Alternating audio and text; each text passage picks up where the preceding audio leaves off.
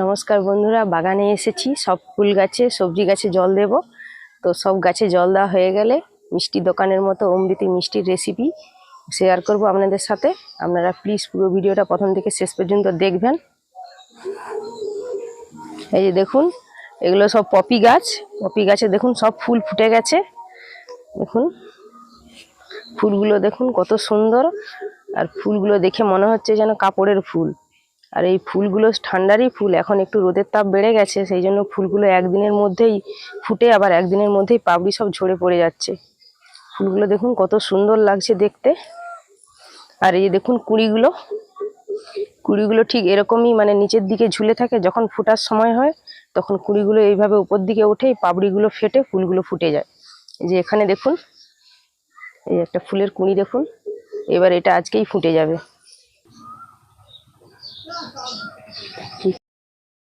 দেখো হেভি লাগছে ফুলটা, দেখো কি সুন্দর। এই একটা ফুল দেখুন কত সুন্দর, নার্সারি থেকে চারা এনেছি, কিন্তু এই ফুলটার নাম জানি না। আপনারা যদি নাম জেনে থাকেন অবশ্যই কিন্তু বলবেন। দেখুন এই একটা কুঁড়ি, এটা কালকের মধ্যেই ফুটে যাবে। এইটা আজকেই ফুটেছে। এই ফুলগুলো প্রতিদিন সকাল হলে ফুটে, আবার সন্ধ্যেবেলা বন্ধ হয়ে যায়। মানে এই ফুলগুলো এক সপ্তাহ পর্যন্ত ফুটে, মানে ফুটে আর বন্ধ হয়, এরকমই থাকে। এই ফুলের আরেকটা কালার হয়, দেখুন এই যে কুঁড়ি এসছে। এটা মনে হচ্ছে বেগুনি কালারের ফুল হবে। এটা 2-1 দিনের মধ্যেই ফুলটা ফুটবে। ফুলটা ফুটলে আপনাদের দেখাবো।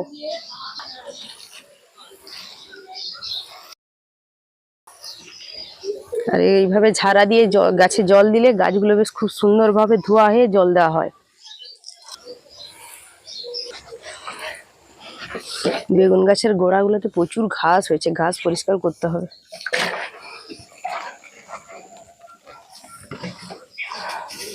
সব গাছে জল দেওয়া হয়ে গেছে, চলুন রান্নার কাছে যাই, মিষ্টির রেসিপিটা আপনাদের সাথে শেয়ার করি। অমৃতি বানানোর জন্য আমি বিউলির ডাল 5 ঘন্টা আগে ভিজিয়ে রেখেছিলাম। দেখুন খুব সুন্দর হয়ে ভিজে গেছে। এখন আমি শিলনোড়াতে বেটে নিচ্ছি। বিউলির ডালটা দেখুন ফুলে পুরো ডবল হয়ে গেছে। আপনারা চাইলে মিক্সিতেও বেটে নিতে পারেন, আমি এখন শিলনোড়াতে বেটে নেব। কলাইটাকে ভালো করে জল ঝাড়িয়ে শিলের মধ্যে দিয়ে দিচ্ছি।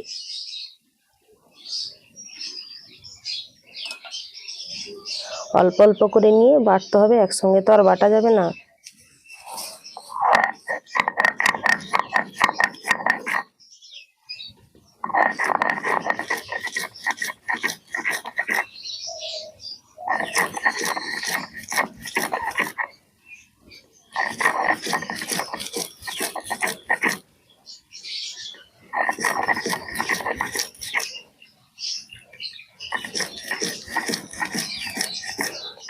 এই কলাই শিলে বাটতে একটু সময় লাগে, একটু স্লিপ করে যায় আর কি, কিন্তু শিলে বেটে মিষ্টিটা করলে মিষ্টিটা বেশি ভালো হয়।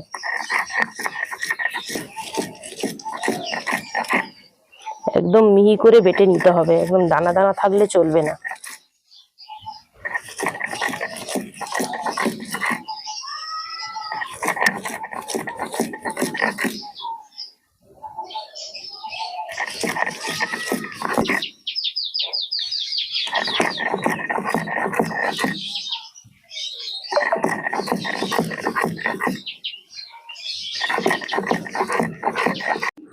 সব ডালটা বাটা হয়ে গেছে, এবার চিনির রসটা তৈরি করে নেব।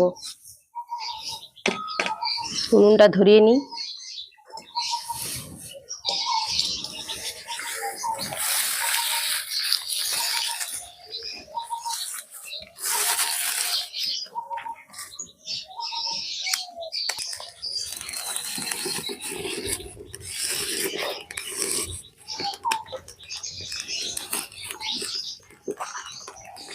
উনুনটা ধরে গেছে, এবার কড়া বসিয়ে দিচ্ছি।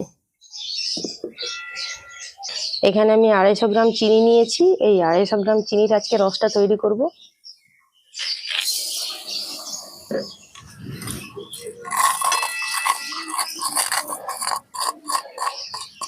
এবার এই বাটি মেপেই আমি 1.5 বাটি জল দিয়ে দিচ্ছি।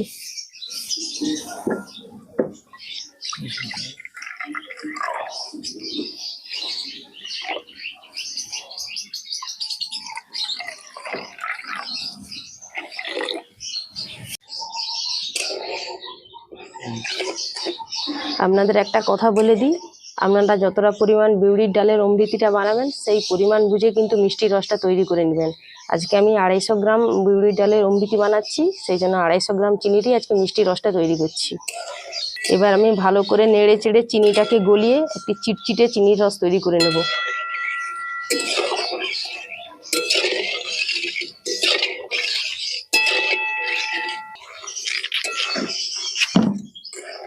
দেখুন চিনিটা সম্পূর্ণ গলে গেছে। এবার চিনির রসের একটি চিটচিটে ভাব আসার জন্য আমি চিনির রসটাকে তৈরি করে নিচ্ছি।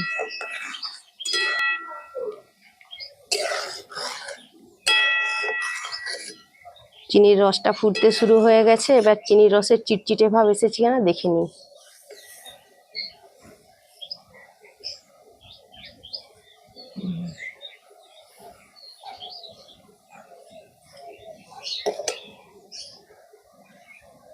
একটু চটচটে ভাব চলে এসছে। চিনির রসের একটু চিটচিটে ভাব চলে এসছে। এবার আমি চিনির রসটাকে একটা পাত্রের মধ্যে ঢেলে নিচ্ছি।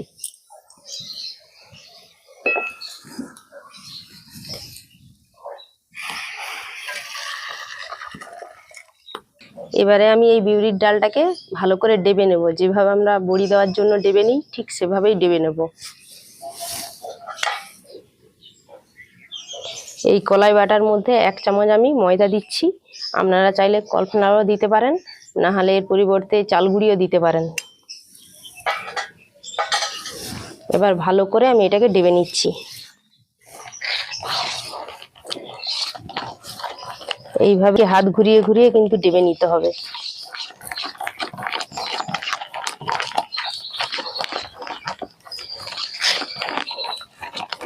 আর ডাবাটা যত ভালো হবে অমৃতি মিষ্টিটাও তত ভালোভাবে ফুলবে আর খুব সুন্দর হবে। এই মিষ্টির এই কলাই ডাবাটাই মেন, ভালো করে কিন্তু ডেবে নিতে হবে। যেভাবে আমরা বড়ি দেওয়ার জন্য কলাইটা ডাবি, বড়িগুলো ফোলা ফোলা হয়, ঠিক সেইভাবেই কিন্তু এটাকে ডেবে নিতে হবে।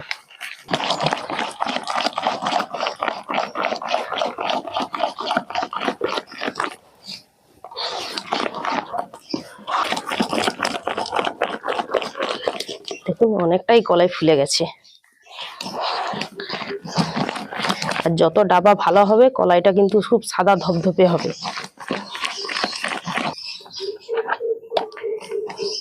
ডাবটা ঠিকঠাক উঠেছে কিনা একটু দেখে নিই। এই যে বাটির মধ্যে অল্প করে একটু জল দিয়ে দিয়েছি, এবার এর মধ্যে এই কলাই বাটাটাকে দিয়ে দিচ্ছি। দেখুন কত সুন্দরভাবে কলাই বাটাটা ভেসে গেল। দেখুন এবার বুঝে নিতে হবে যে কলাই ডাবাটা পুরো পারফেক্ট হয়েছে।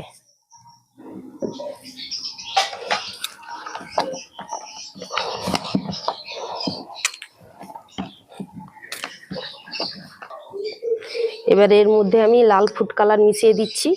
অমৃতির যে কালারটা হয় সেরকমই ঠিক কালার আসবে।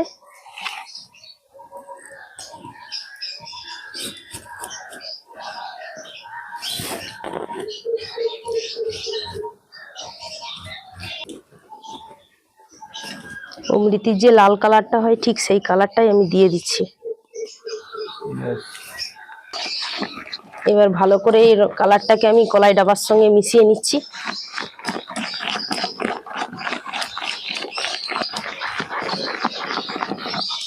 ফুড কালারটাকে আমি কলাই বাটার সঙ্গে ভালো করে মিশিয়ে নিয়েছি।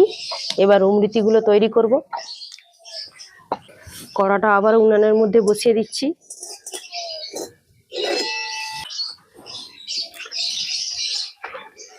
কড়া গরম হয়ে গেছে, এবার কড়ার মধ্যে আমি সাদা তেল দিয়ে দিচ্ছি।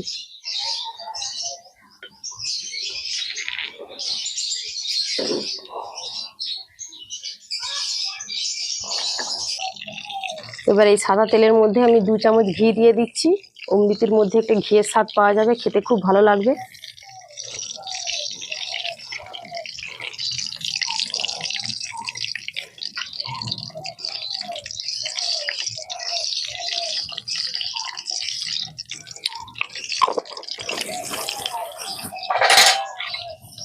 এবার ঘিটাকে ভালো করে তেলের সঙ্গে একটু মিশিয়ে নিচ্ছি।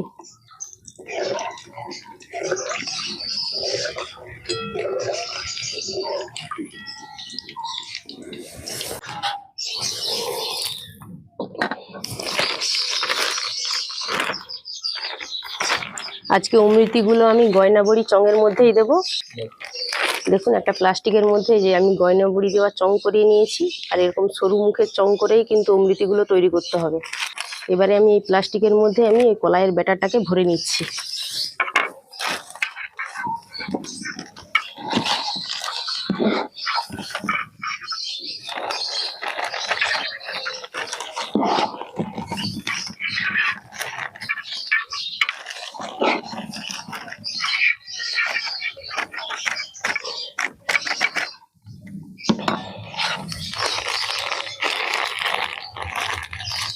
আর তেলটাও কিন্তু খুব বেশি গরম হলে চলবে না, হালকা করে তেল গরম করেই কিন্তু এই অমৃতিগুলোকে তৈরি করতে হবে। এবার আমি অমৃতি শেপ করে ভেজে নিচ্ছি।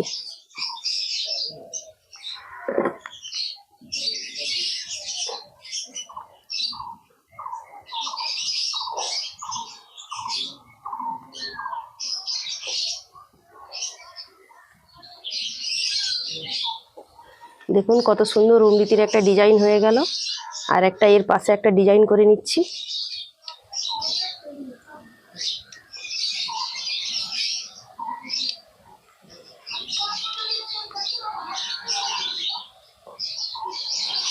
এর পাশে দেখুন আরেকটা অমৃতি আমি তৈরি করে নিচ্ছি।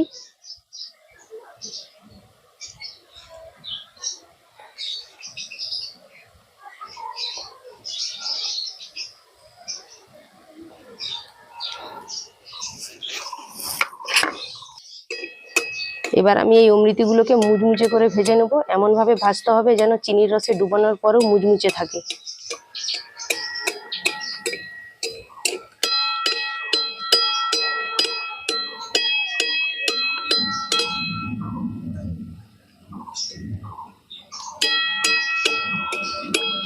উনুনের তাপটা দেখুন একদম আমি কমিয়ে রেখে ভেজে নিচ্ছি।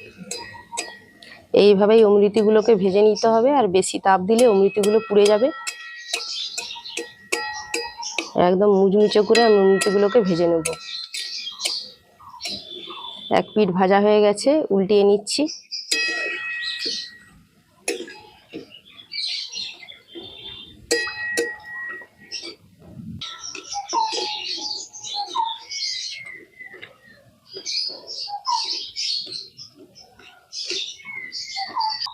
অমৃতিগুলো খুব সুন্দরভাবে ভাজা হয়ে গেছে, এবার আমি তুলে নিচ্ছি।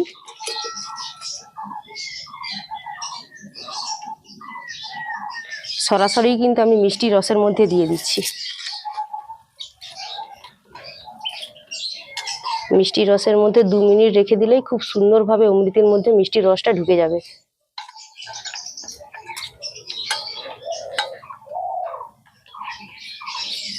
বন্ধুরা আমি 5 মিনিট মতো মিষ্টির রসে ডুবিয়ে রেখেছিলাম। আমি এবার মিষ্টির রস থেকে অমৃতিগুলোকে তুলে নিচ্ছি।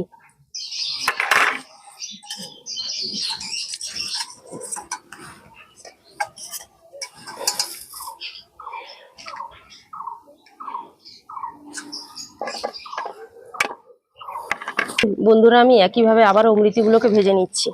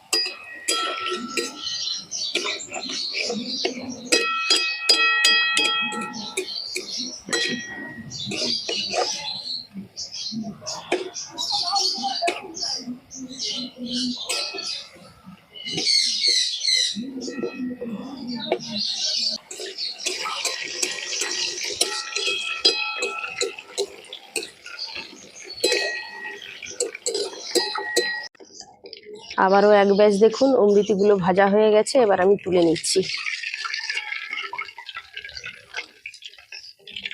ভালো করে তেল ঝাড়িয়ে সরাসরি আমি মিষ্টি রসের মধ্যে দিয়ে দিচ্ছি।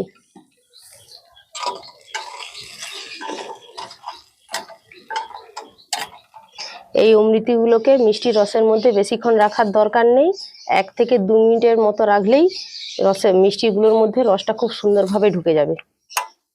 মিষ্টির মধ্যে দেখুন খুব সুন্দরভাবে রস ঢুকে গেছে, দেখেই নিশ্চয়ই বুঝতে পারছেন। এবার আমি তুলে নিচ্ছি।